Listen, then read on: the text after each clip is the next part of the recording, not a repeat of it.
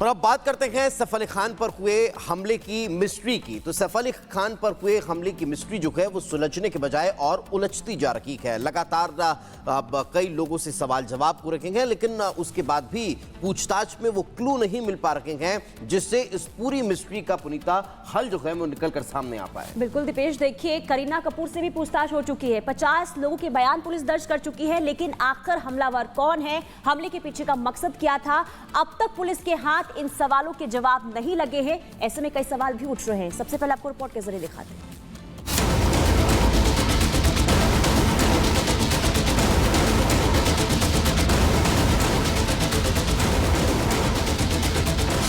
बॉलीवुड अभिनेता सैफ अली खान पर मुंबई के पॉश इलाके में जानलेवा हमला हुआ। एक अनजान शख्स आधी रात को उनके घर में घुसा और चाकू से एक के बाद एक कई वार किए। इस हमले में सैफ को गंभीर चोट आई, जिनका इलाज लीलावती अस्पताल में चल रहा है और अब वो खतरे से बाहर है। हालांकि इस वारदात के 50 घंटे बीत जाने के बाद भी इसकी गुत्थी सुलझने का नाम नहीं ले रही। साथ ये पूरी घटना अब पहेली बनती जा रही है, जिसके बाद कई सवाल खड़े हो रहे हैं। पहला सवाल ये कि हमलावर घर के अंदर कैसे घुसा?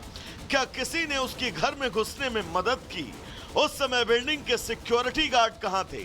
हमले के वक्त घर में मौजूद स्टाफ कहां था? हमले के समय घर में कौन कौन मौजूद था और हमलावर वारदात को अंजाम देने के बाद इतनी आसानी से कैसे फरार हो गया? इस वारदात की एक अहम कड़ी वो ऑटो ड्राइवर भी है, जिसने गंभीर हालत में सैफ अली खान को अस्पताल पहुंचाया। रिपब्लिक ने जब ऑटो ड्राइवर से बात की तो उसने आंखों देखा हाल बयां किया। इसके साथ ही रात का वो सच भी बताया जो अब तक किसी के सामने नहीं आया। ब्लड निकल रहा था, काफी निकल रहा था। हाँ, अब पूरा कुर्ता एकदम बिल्कुल बाइट से रेड दिख रहा था मेरे को। मैंने बहुत ज्यादा घाव लगा है। सैफ अली खान बैठे थे यहाँ पे इस कोने में। हाँ, इस कोने पे। बाकी बच्चा बैठा था यहाँ पे। साथ में उनके और भी था कोई, तो एक वो ये इधर बैठे थे। करीना भी बैठी थी क्या गाड़ी में? नहीं, करीना नहीं बैठी। तो सुना आपने, ऑटो ड्राइवर के इस दावे पर लीलावती अस्पताल के डॉक्टर ने भी मुहर लगाई जब उन्होंने बताया कि ऑटो में सैफ के साथ सिर्फ 7 साल का बच्चा मौजूद था। सैफ अली साहब का जब हॉस्पिटल आए थे, पूरा उनका उसमें ब्लड था and only with A small child, that is 6-7 साल का उनका जो लड़का है तैमूर है। मुंबई पुलिस मामले की पड़ताल और हमलावर की तलाश में जुटी है, जिसके लिए 35 से ज्यादा टीमें बनाई गई हैं। साथ ही सैफ की पत्नी करीना कपूर का बयान दर्ज किया गया। वहीं इस केस से जुड़े 40 से 50 लोगों से पूछताछ की जा रही है। सैफ के स्टाफ से भी सवाल किए गए, जिससे इस केस से जुड़ा कोई क्लू छूट ना पाए। एक और पुलिस अपनी जांच में जुटी है, तो वहीं सरकार भी इस मामले को लेकर एक्शन में है।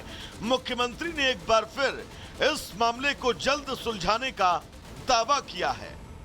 ऐसा है, उस मामले में पुलिस की तफ्तीश जारी है।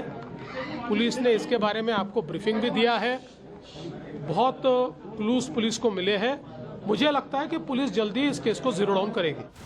हालांकि इस मामले में पुलिस के कान तब और खड़े हो गए जब ये जानकारी सामने आई कि हमलावर सैफ के घर से फरार होने के बाद भी सुबह करीब 8 बजे तक उस इलाके में घूम रहा था। दरअसल सैफ के घर और बांद्रा के एक होटल से मिले सीसीटीवी फुटेज से पता चला कि घटना के बाद संदिग्ध ने अपना हुलिया बदल लिया, जिससे कोई उसे पहचान न सकी और वो सुबह करीब 8 बजे तक बांद्रा इलाके में ही घूमता रहा। सैफ पर हुए हमले का मामला एक अनसुलझी पहेली जैसा हो गया है, जिसका जवाब ना तो अब पुलिस ढूंढ पा रही है और ना ही ये साफ हो पाया कि आखिर हमलावर ने इस वारदात को अंजाम क्यों दिया। वहीं इस केस से जुड़े सवालों का भी कोई जवाब नहीं मिल सका। ऐसे में अब देखना होगा कि इन सवालों के पीछे का रहस्य आखिर कब तक सुलझ पाता है। Bureau report, Republic Bharat.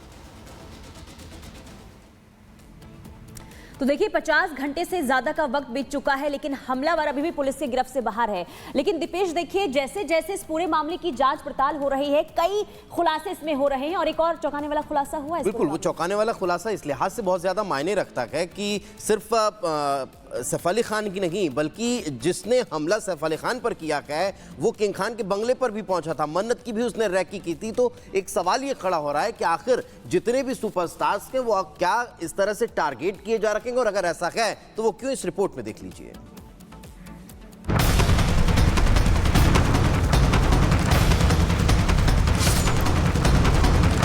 Film अभिनेता सैफ अली खान पर हुए हमले की गुत्थी अभी सुलझी नहीं थी कि अब इसे लेकर एक और सनसनीखेज चौंकाने वाला खुलासा सामने आया, जिसके बाद अब इस मामले में बॉलीवुड के एक और खान की एंट्री हो गई। दरअसल एक सीसीटीवी वीडियो सामने आने के बाद यह दावा किया जा रहा है कि सैफ पर हमला करने वाले शख्स ने 14 जनवरी की रात को शाहरुख खान के घर की भी रेकी की थी। इस समय जो वीडियो आप अपने स्क्रीन पर देख रहे हैं ये वही वीडियो है जिसके सामने आने के बाद ये दावा किया जा रहा है कि ये वीडियो 14 जनवरी की रात करीब 2:45 बजे का है। ये दावा किया जा रहा है कि वीडियो में दिख रहा संदिग्ध वही शख्स है जिसने सैफ पर जानलेवा हमला किया था। आरोपी वहां सीढ़ी लगाकर शाहरुख के घर की रेकी करने की कोशिश करता है, लेकिन जैसे ही ये शख्स घर में झांकने का प्रयास करता है तो वहां मौजूद कुत्ते भौंकना शुरू कर देते हैं, जिसकी आवाज सिक्योरिटी गार्ड तक पहुंचती है, जिसके चलते इस संदिग्ध शख्स की कोशिश नाकाम हो जाती है और वहां से रफू चक्कर हो जाता है। सैफ पर 15 जनवरी की रात को हमला हुआ और यह वीडियो 14 जनवरी की रात का है। ऐसे में अब इस वीडियो के सामने आने के बाद कई सवाल खड़े हो रहे हैं। पहला सवाल ये कि संदिग्ध ने शाहरुख खान के घर जाने की कोशिश क्यों की? क्या वो यहां भी चोरी के मकसद से जाना चाहता था? क्या सैफ के घर से पहले उसके निशाने पर मन्नत था? क्या शाहरुख खान के घर मन्नत में घुसने की कोशिश करने वाला और सैफ अली खान पर हमला करने वाला दोनों एक ही शख्स हैं?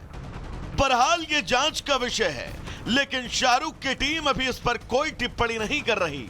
हालांकि किंग खान को इससे पहले भी कई बार जान से मारने की धमकी मिल चुकी है।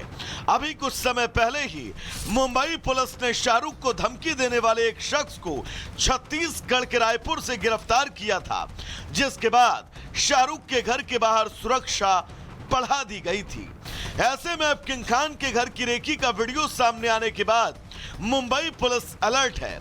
साथ ही पुलिस ये जांच भी कर रही है कि क्या इस घटना का सैफ पर हुए हमले से कोई संबंध है या फिर नहीं। Bureau report, Republic Bharat. और अब बात युद्ध की कर लेते हैं। इजराइल और फिलिस्तीन के बीच जारी जंग के बीच अब अटकलें ये निकलकर सामने आ रही है कि दोनों के बीच युद्ध विराम हो सकता है, लेकिन उस युद्ध विराम के बीच पुनीता आज का दिन जो है वो बहुत मायने रखने वाला है। बिल्कुल बहुत मायने रखता है। युद्ध विराम को लेकर जंग शुरू हो चुकी है, लेकिन देखिए इजराइल का जो रवैया निकलकर अब तक सामने आया है उससे साफ नजर आता है कि अपनी शर्तों से इजराइल ना पीछे हटेगा, ना किसी भी तरीके से समझौता करने को तैयार है। लेकिन फिर भी इजराइल ने युद्ध विराम को लेकर मंशा बना ली है। अब क्या मंशा है आपको रिपोर्ट के जरिए दिखाते हैं।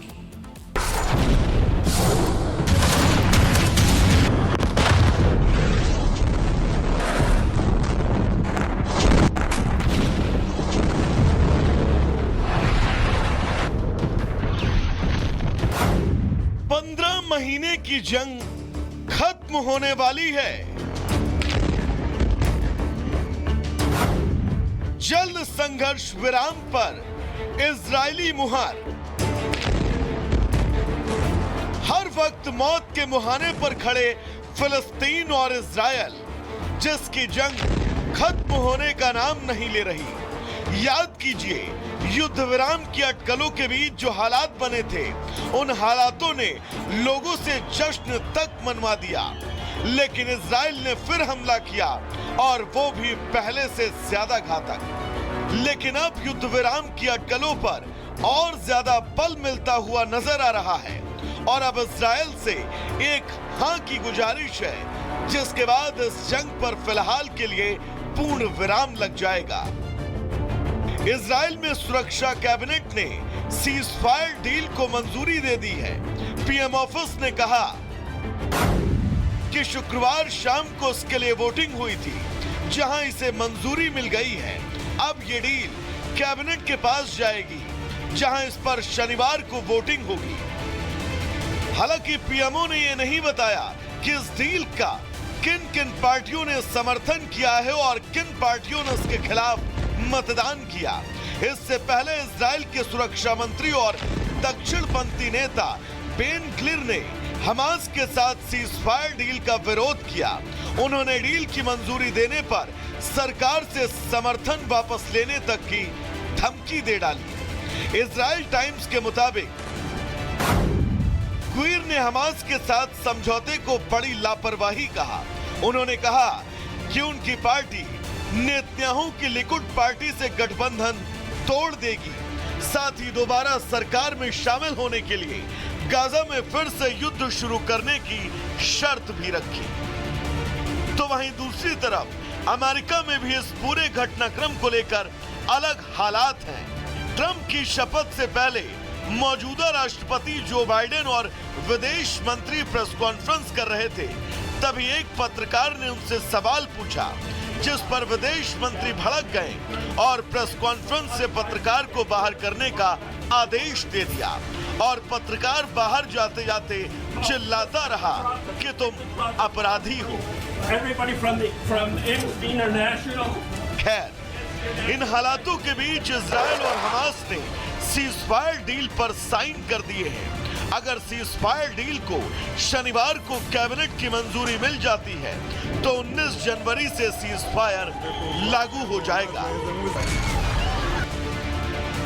Bureau report, Republic Bharat. और युद्ध विराम को लेकर इस वक्त बड़ी खबर आप तक पहुंचा देते हैं। मिडिल ईस्ट से इस वक्त की बड़ी खबर जो है वो बताई जा रही है। युद्ध विराम समझौते को लेकर कैबिनेट की बैठक हुई और उसमें मंजूरी मिल चुकी है। युद्ध विराम पर इजराइल सरकार की मोहर लग चुकी है। पुनीता, इस वक्त की बड़ी खबर। बिल्कुल, देखिए ये बड़ी खबर सामने आ रही है जहां युद्ध विराम पर इजरायली सरकार की मुहर लगी है। युद्ध विराम समझौते की को लेकर जो कैबिनेट ने मंजूरी दे दी है और 7 घंटे तक सत्र में चर्चा हुई और इसके बाद युद्ध विराम के पक्ष में 24 वोट पड़े हैं, युद्ध विराम के विरोध में 8 वोट पड़े।